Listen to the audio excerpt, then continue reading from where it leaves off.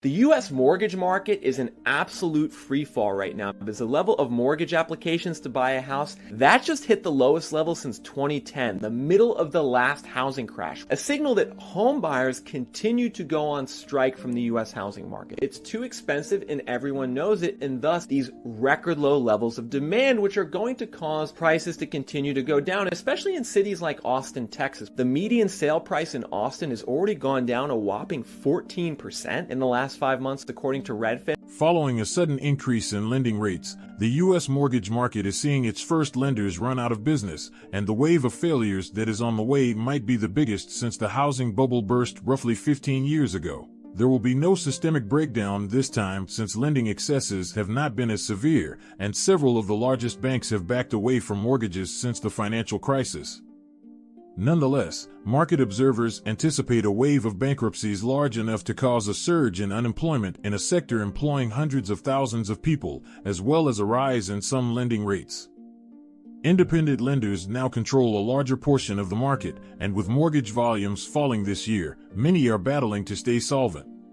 According to Realtor.com, 75% of home sales use a mortgage to complete the transaction. According to you guys on this channel, when I polled you, 80% of you are looking to buy with a mortgage. So a drop in demand for mortgages means a drop in the U.S. housing market. And no doubt, higher mortgage rates over the last 6 months are one of the main reasons that buyer demand has dropped off a lot. But increasingly, there's another reason why home buyers are dropping out of the market. And that's now that the expectation of home price declines is setting into the regular home buyer frame of mind. If you look at data from the Fannie Mae housing survey, you can see that in September 2022, that was the first month in the history of the Fannie Mae housing survey, outside of 2 months during the lockdowns when the pandemic hit, that more Americans are expecting home prices to go down than are expecting home prices to go up. That's very rare. You can see for most of the last 11 to 12 years, Americans are very bullish on the housing market. Way more people typically expect home prices to go up than to go down, but we're in the exact opposite situation now. And so the longer this situation lasts, of the housing market being viewed negatively,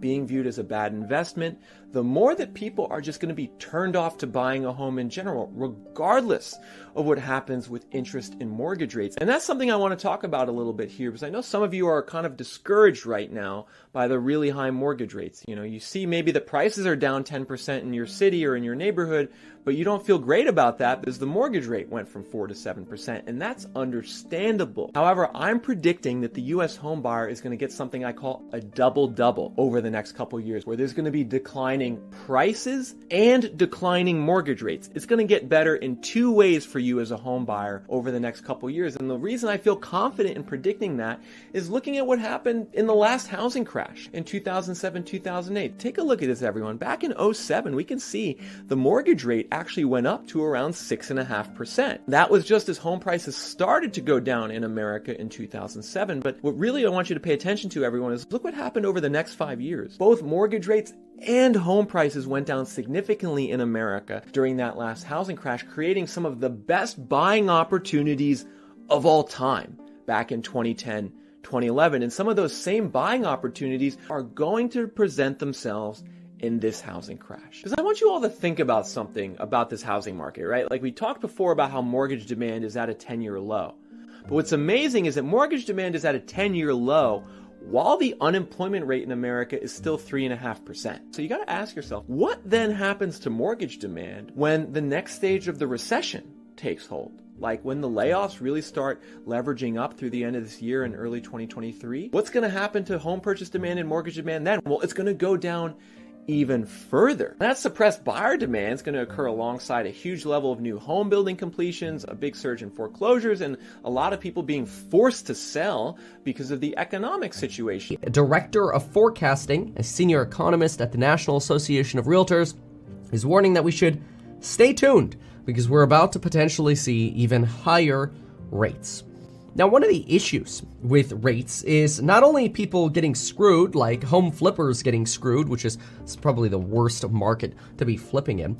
By some accounts, Open Door is losing money on 42% of their flips. In some markets, like in Arizona, they're losing money on as many as 72% of their flips by some third-party researchers. We are seeing a lot of pain, and that pain could worsen as rates continue to rise. Remember the formula of 10x. For every 1% rise in interest rates, buyer purchasing power goes down by about 10%. Given that interest rates were sitting at about 2.8% in December, and now here in October, just 10 months later, 10 and a half months later, they're sitting at 6.8% at least, if not more, closer to 7.5% by some accounts. We're probably losing somewhere between 50 to 55% of buyer purchasing power. While supply and demand are really quite entrenched right now, the two that can affect prices in the near term, according to most economists, are mortgage affordability and, of course, credit availability. And if we take a look at some of the drama that we're seeing right now in markets, we can see some real pain. First, we know that home buyer affordability has plummeted to lows that we have not seen in over 40 years. This is absolutely ridiculous. The red line here represents homebuyer affordability, and we have not seen such a rapid deterioration in homebuyer affordability in 35 to 40 years. In fact, affordability compared to January has fallen by over 50% year over year. During the Great Financial Crisis, the declines of homeowner affordability never exceeded 30%. That's nearly half of the decline in affordability that we're seeing now. Mortgage affordability has absolutely been destroyed. And now we're starting to actually potentially see changes to credit availability.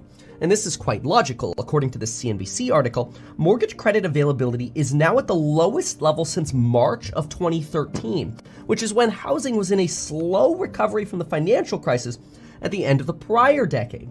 It fell for the 7th consecutive month in September, now down 5.4% just from August. It means in a 1-month period, mortgage credit availability fell 5.4%. And this is despite the fact that CNBC here says mortgage lenders may be desperate for business as mortgage demand drops due to higher demand, but they are also now more concerned about a weaker economy, which could lead to higher delinquencies. Buyers are just essentially locked out of the market. It's very difficult to buy right now. And this is why we're starting to see changes in supply. That's the next phase. What you see mortgage availability tighten because credit availability goes down. Buyer purchasing power goes down because interest rates are going up. Then supply starts changing, but not because more people are selling. It's actually because less people are buying. And see, this is where, rather than just measuring the nominal number of homes on the market, it's actually really important to look at something known as the month's supply of homes on the market. And when we look at the month's supply of homes on the market, we actually see a metric that's rising. Right now, we're at the highest level of homes on the market that we've seen since July of 2020. Prices so far are down roughly about 6.5% across the entire country. In some areas, prices are actually down more than that. But that's from peak, from about March. But what's important to know is it takes a while for all of these sorts of pain thresholds to actually really manifest in the real estate market. Again, you get buyer purchasing power going down. That's because interest rates are going up, right? Then you get banks start getting nervous and they actually restrain buyer demand even more. Then you reduce the volume of properties sold. When you reduce the volume of properties sold, houses stay on the market longer, more supply of homes for longer available.